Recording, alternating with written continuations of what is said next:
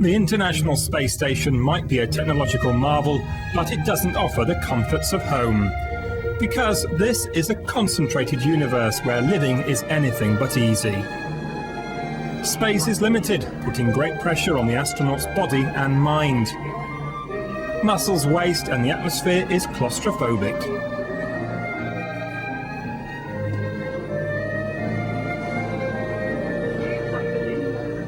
When manned deep space missions become a reality, it's going to get worse.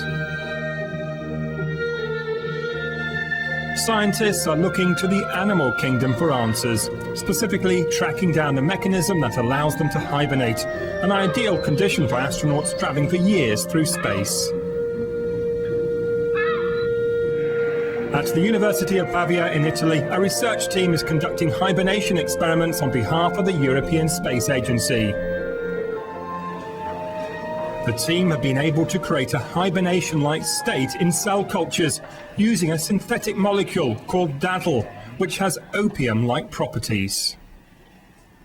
Cioè, vedere se per mezzo di questa molecola che si chiama daddle.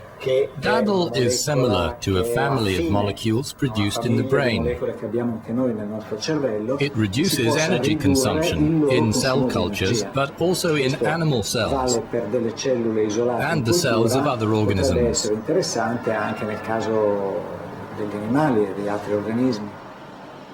In a nutshell, the team have found how this molecule reduces the energy consumed by the cell and basically puts it to sleep. But this may only be the beginning.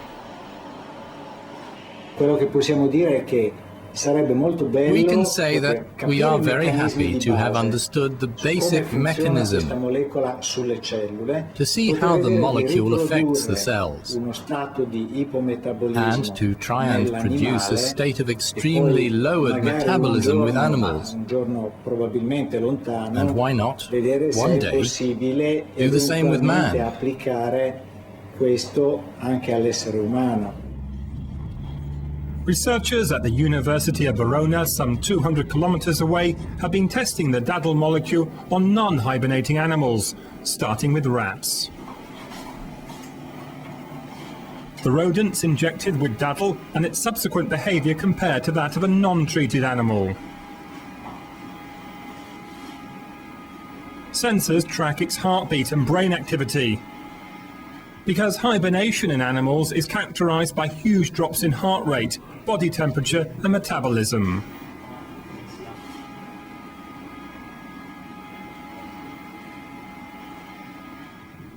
Finally, the rats anesthetized and studied using a magnetic resonance scanner to check the state of its organs.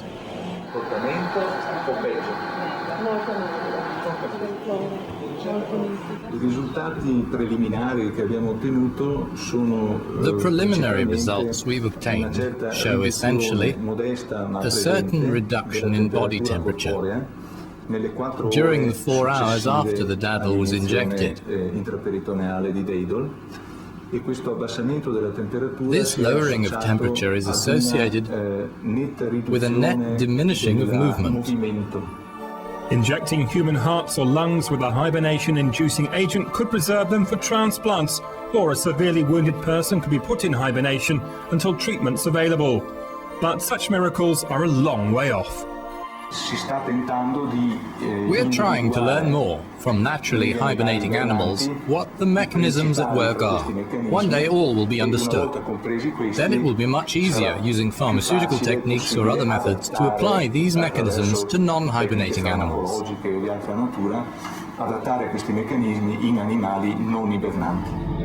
The discovery would pave the way for the human hibernation of a kind foreseen in the film 2001: A Space Odyssey.